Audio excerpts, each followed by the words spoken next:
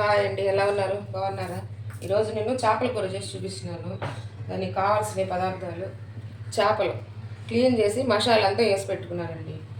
ఈ స్పూన్ తోటి 2 స్పూన్ల కారం, 2 స్పూన్ల ధనియాల పొడి, 1 స్పూన్ ఉప్పు, కొంచెం పెప్పరు, దీంట్లో 4 వంతు వేసి కలబెట్టి పెట్టేసుకున్నాను. నూనె, కొంచెం ఆవాలు, మెంతులు, తర్వాత ఉల్లిపాయ, పచ్చిమిర్చి, టమోటా, కరివేపాకు, కొత్తిమీర, మామిడికాయ, అల్లం వెల్లుల్లి పేస్టు. మామిడికాయ వేసి చేసుకొని బాగుంటుంది. ఇది చింతపండు గుజ్జు. చింతపండు ఎప్పుడు నేను ఉడకబెట్టి గుజ్జు తీసి పసుపు, ఉప్పు, ఇంగువ పొడి, నూనె వేసి ఉడకబెట్టి పెట్టుకుంటానండి. నాకు 2 నెలలు వచ్చింది. వేస్ట్ అంతా అవ్వదు, టేస్ట్ బాగుంటుంది. మీరు అలా చేసుకొని చూడండి. నూనె కాగిపోయింది. ఆవాలు, మెంతులు వేస్తున్నాను.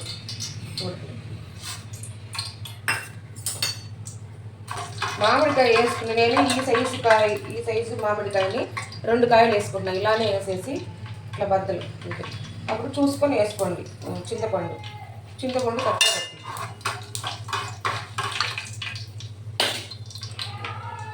ఇప్పుడు ఉల్లిపాయ, పచ్చిమిర్చి వేస్తున్నాను.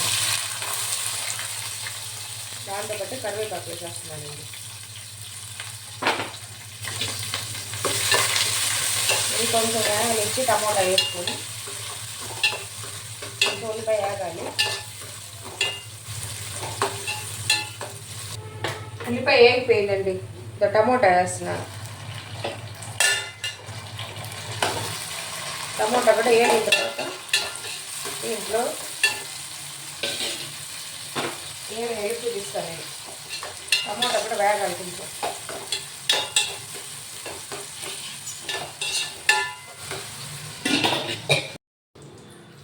టమోటా వేగిపోయింది. ఇప్పుడు అల్లం వెల్లుల్లి పేస్టు 2 స్పూన్లు వేస్తున్నానండి.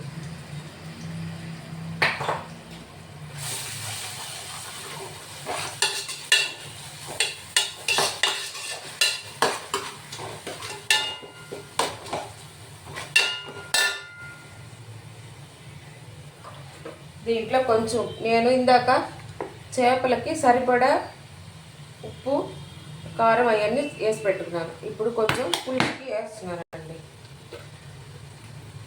1 స్పూను ఉప్పు,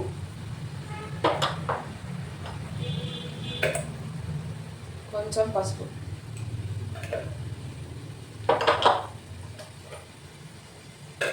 కారం. ఇది కాశ్మీర్ చిల్లీ పౌడర్ అండి. ఇది నాన్ వెజ్కి ఇది వేసుకుంటే టేస్ట్ బాగుంటుంది, కారం ఉండదు.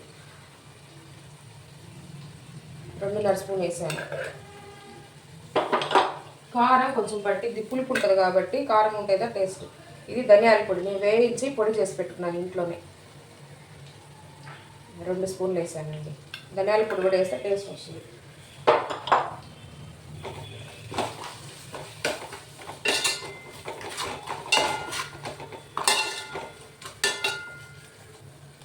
ఇప్పుడు ఇందులోనే చింతపండు గుజ్జు కూడా వేసుకుంటాను నేను. ఇంకా చూడండి, 2 మామిడికాయలు తీసుకున్నాను కదండి. ఇదిగో ఈ స్పూన్తో 2 స్పూన్లు వేస్తున్నాను. ఇప్పుడు ఆ మామిడికాయ ఇది సరిపోదు.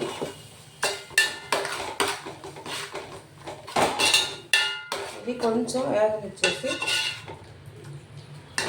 ఇది నేను చేసే స్టైల్లో మీకు చూపిస్తున్నానండి. మీకు నచ్చితే చేసుకోండి. ఇది కొంచెం వేగిన తర్వాత ముక్కలు దీనిపైన పెట్టి తర్వాత నీళ్ళు పోస్తా. ఆ నూనెలో కొంచెం ముక్క వేగిందంటే టేస్ట్ బాగుంటుంది.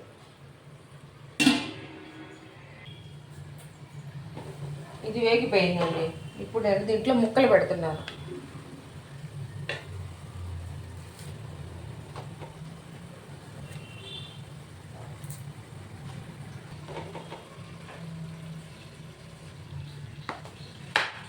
ముక్కలు పెట్టేసి ఇలా కొద్దిసేపు వదిలేయండి.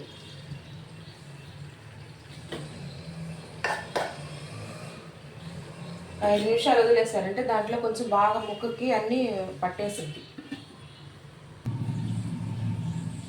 ముక్క బాగా ఇదైందంటే నూనెలో కొంచెం మగ్గింది. అది మగ్గితే ఆ టేస్ట్ బాగుంటుంది. ఇప్పుడు దీంట్లో నేను నీళ్ళు పోసేస్తున్నాను.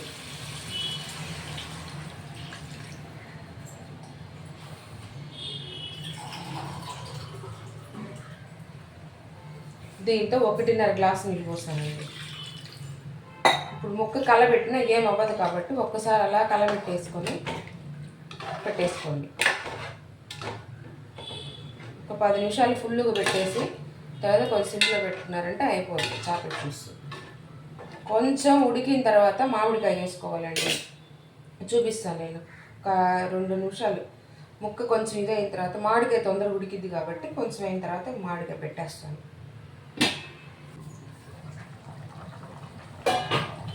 5 నిమిషాలు అయిపోయిందండి. ఇప్పుడు నేను మామిడికాయలు పెడుతున్నాను చూడండి ముక్కలు.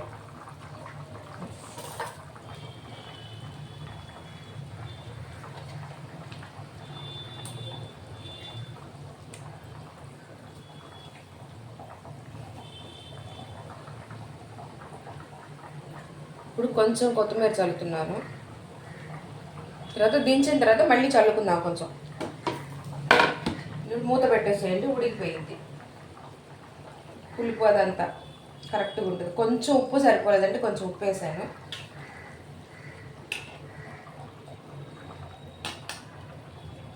ఇవన్నీ పొద్దున్నే చేస్తానండి. మా వారికి లంచ్ కట్టాలి. మా పాప వాళ్ళు ఇద్దరికి పెళ్ళి అయిపోయింది, అందుకని పొద్దున్నే చేసే అలవాటు అండి.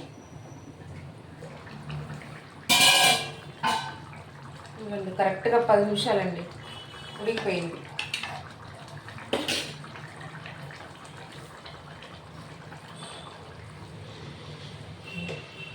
చూడండి.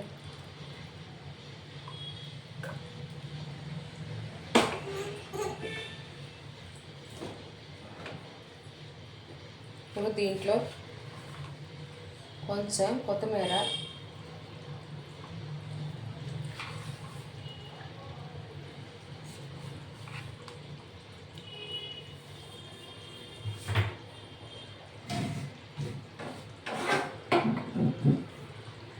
కొంచెం కస్తూరి మేతి.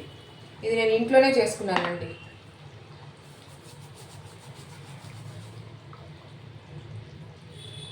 ఎయిర్ ఫ్రై ఉంది ఇంట్లో, దాంట్లో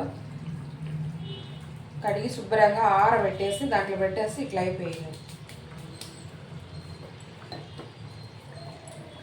ఇది వేసుకుంటే టేస్ట్ బాగుంటుంది. చికెను, మటను అన్నిట్లో బాగుందండి. నేను వేసి టేస్ట్ చూస్తే చెప్తున్నాను మీకు.